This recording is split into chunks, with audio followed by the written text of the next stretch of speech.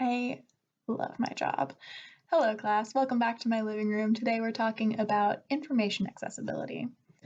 Our question of the day is, what is a fun fact that you know, or a piece of trivia that you're particularly fond of?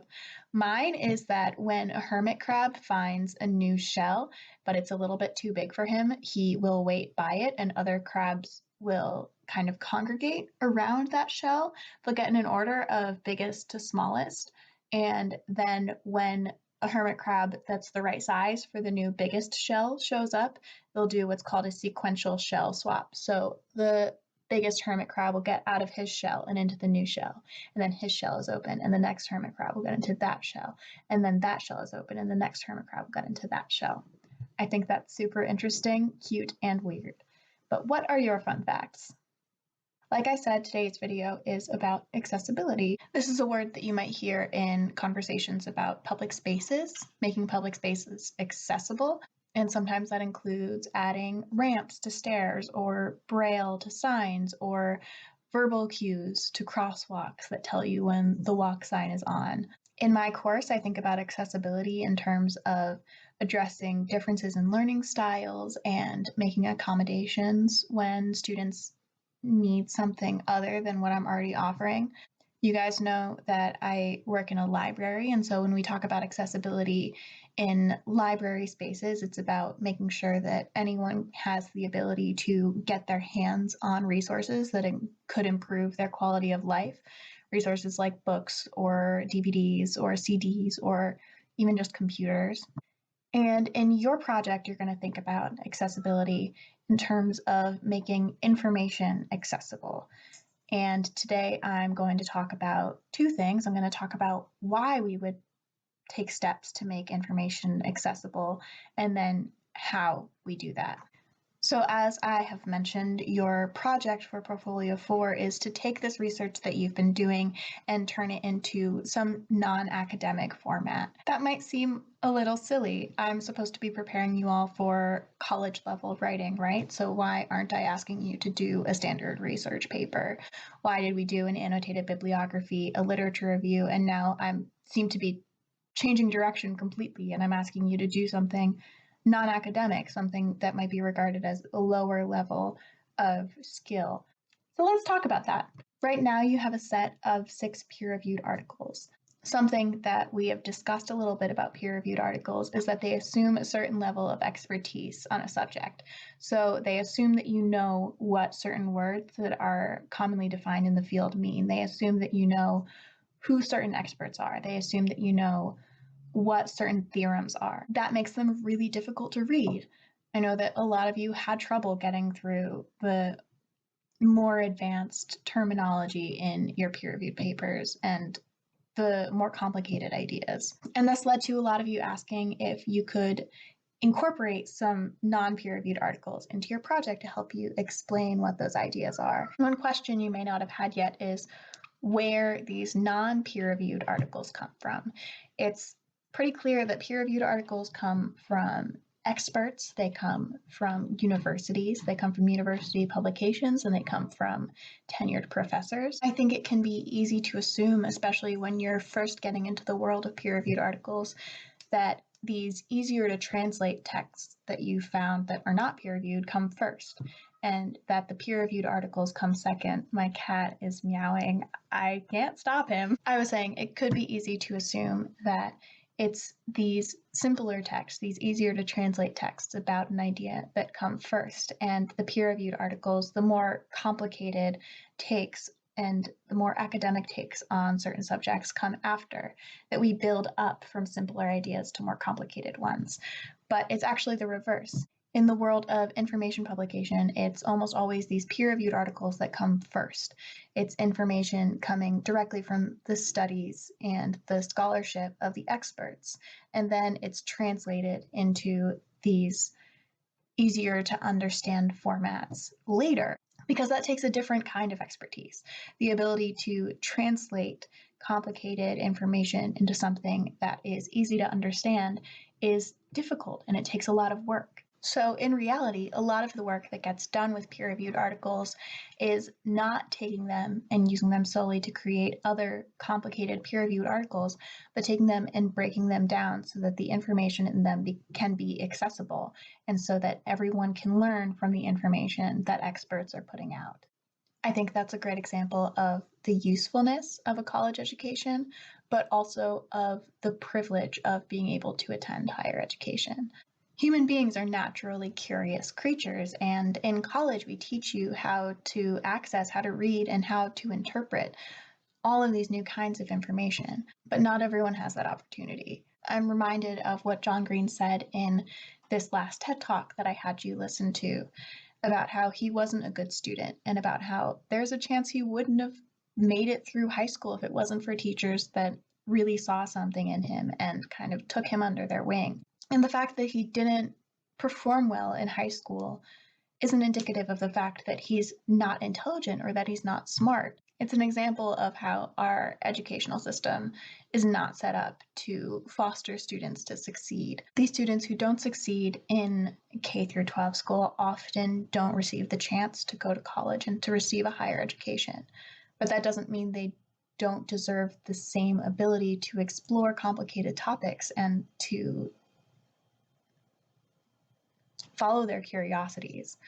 And that's something that John Green is so thankful for in his TED Talk about the internet and about the resources that the internet offers. But these don't come from a vacuum. People have to make them. And that is why we are going to be making them in our class. It's also worthwhile to think about the cost of your education, which I'm sure you're all conscious of, and how that's not something that even the smartest people can always afford. While the internet isn't free, it certainly isn't $60,000 a year.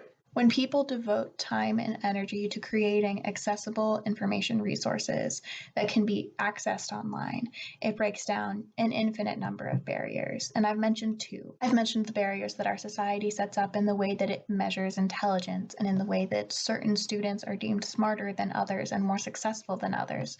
And I've also mentioned the economic barriers that exist between the classes of students that are able to go on to higher education and those that are not. It is an immense privilege to be educated, and I might be biased as your teacher, but I think that one of the most important things we can do with an education is translate it into something that can benefit others. So that's why when we're working on this project, I really want you all to think about the ways that you can break down information and the ways that you can make it accessible. Of course, it's all well and good for me to tell you to take these academic articles and translate them into non-academic language. But what does that mean?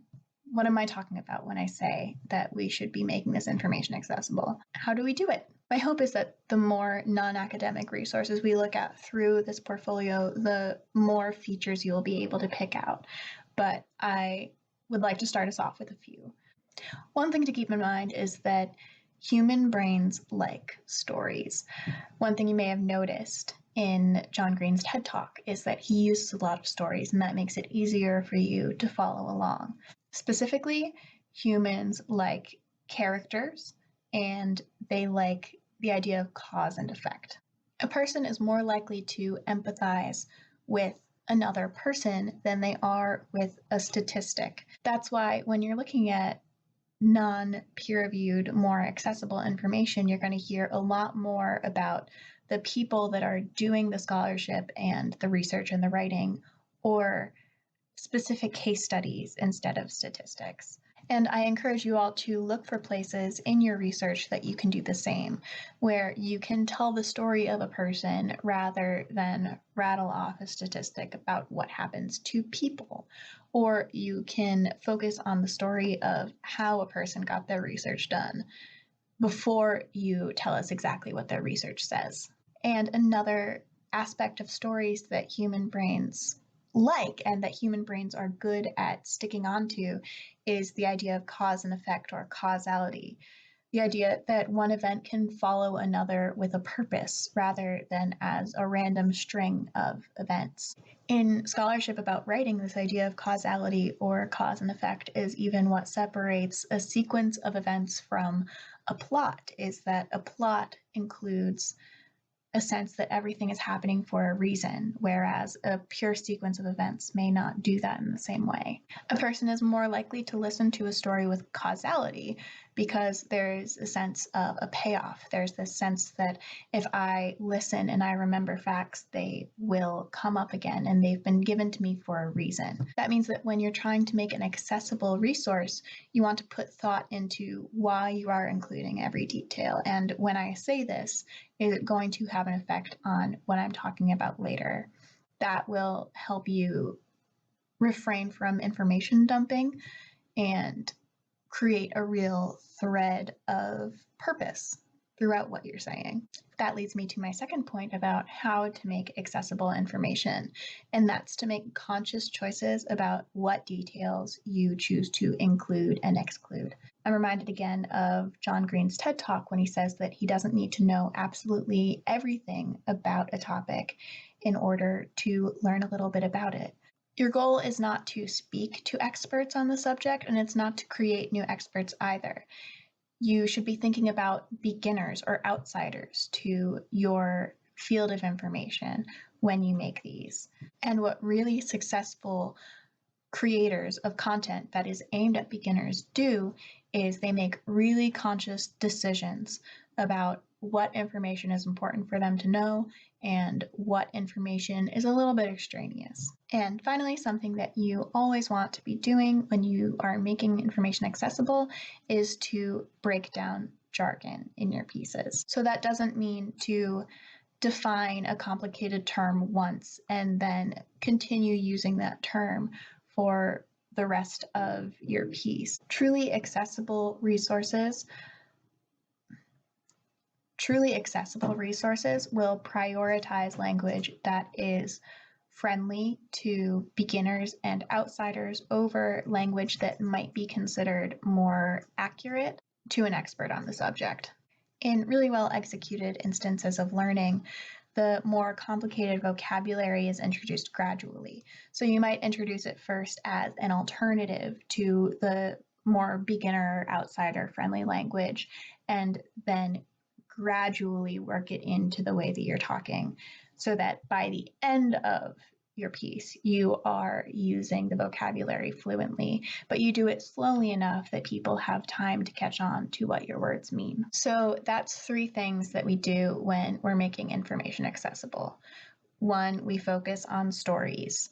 2, we are really picky about what information is necessary. And 3, we break down the jargon in our information so that our information is easier to understand. And I want to reemphasize here that this is all really difficult to do. A lot of you may have heard that if you can't explain an idea to a 6-year-old, you don't really fully understand it. And I think that's absolutely true. As you go through college, you're going to hear a lot of people bullshitting their way through everything. They'll use the right words and they'll use the right phrases. They'll connect things in a way that they know is correct, but they won't be able to explain the ideas behind anything to you. So in short, another thing that I hope you learn from this lesson is that talking like an academic is not a shortcut to understanding them or to thinking like one. And it certainly shouldn't even be the end goal. And I hope that's something you got out of John Green's TED Talk as well.